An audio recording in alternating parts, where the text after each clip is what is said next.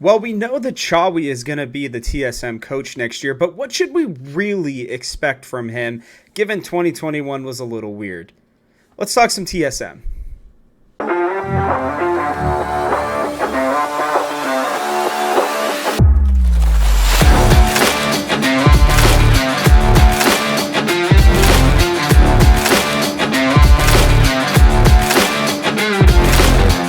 Yes, we are back, and we are talking about TSM Chawy, our second year head coach, and one that I think a lot of us were surprised about, as there were reports that he was not going to be coming back.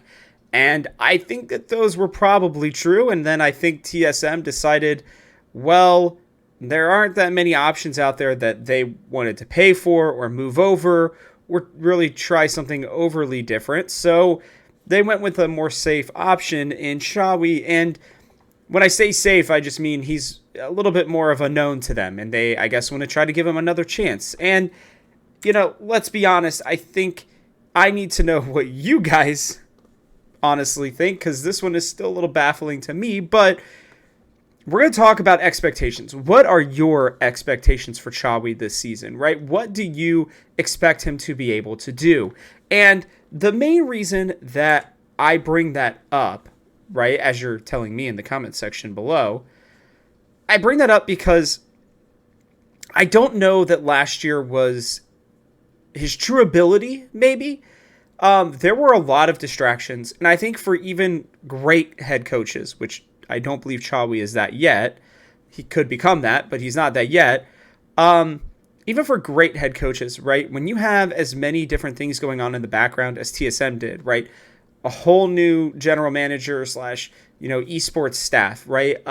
Brand new players coming from a country that TSM has never brought players from before, right?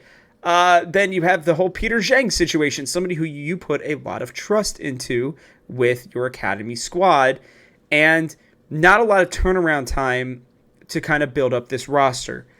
I know I'm making excuses currently. I do get it. And when you look back on what he has done in other regions as a head coach, similarly to how we talked about it last year, he wasn't overly successful. He wasn't bad. He just wasn't great.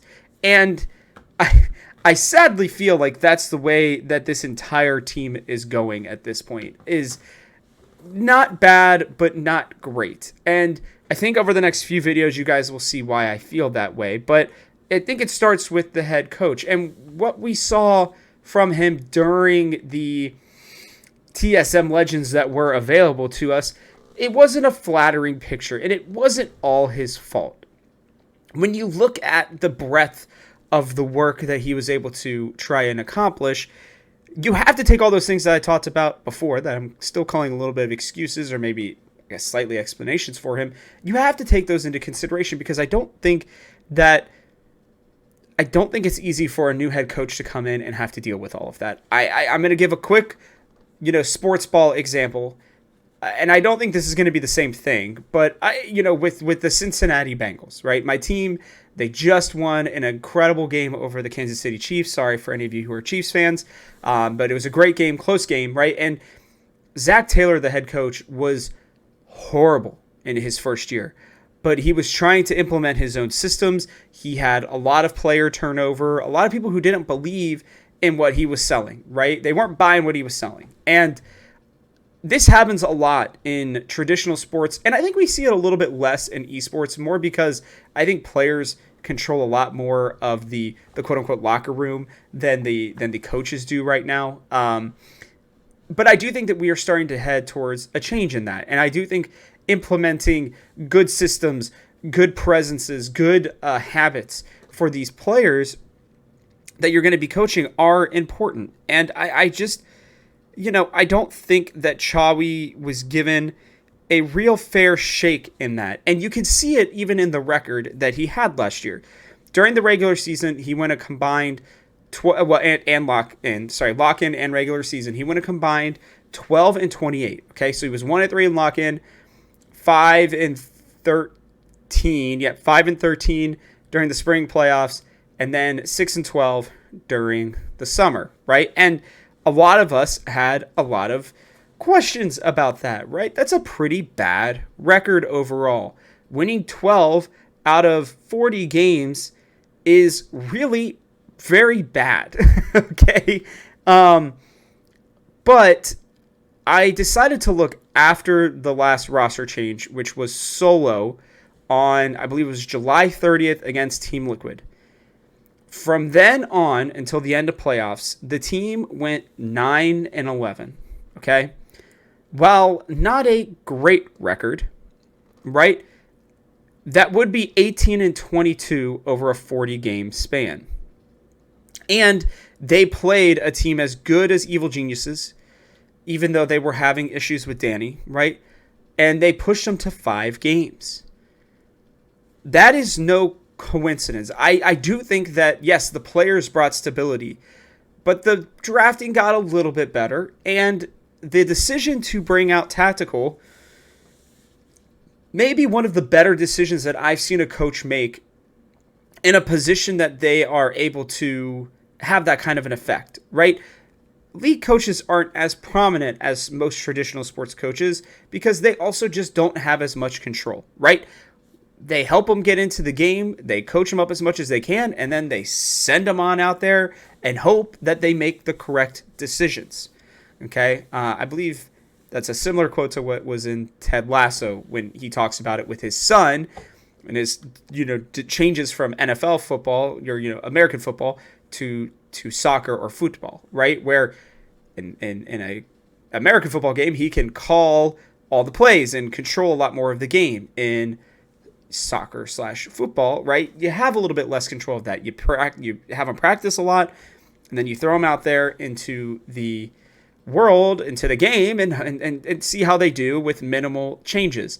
League of Legends is even harder than that for a coach because they legitimately have no control once the players have gotten into the game. They are spectators just like us. And so while, yes, I am making a lot of, I think, potentially, as some of you will see it, excuses for Chawy, I do think it is a very tough job, and it's a very hard one that I know a lot of people in the industry have talked about, really evaluating. How do you evaluate how great a coach is? I think there are better options out there for sure. I would have loved to have seen somebody I think if TSM were really going for it this year, right? I think they would have brought in somebody like Yamato Cannon. I still believe that he would have been a very, very great coach for TSM. I know he had other offers. It sounds like he declined them. I think TSM might have been one that he would have at least considered.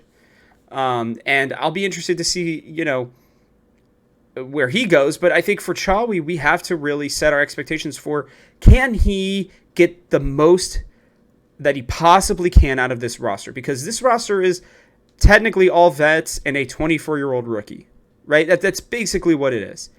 And that is a roster that is going to have a very tough time competing with some of the absolute studs that have been brought into the LCS over the past 3 years, and one that I think we are going to have a lot of questions about.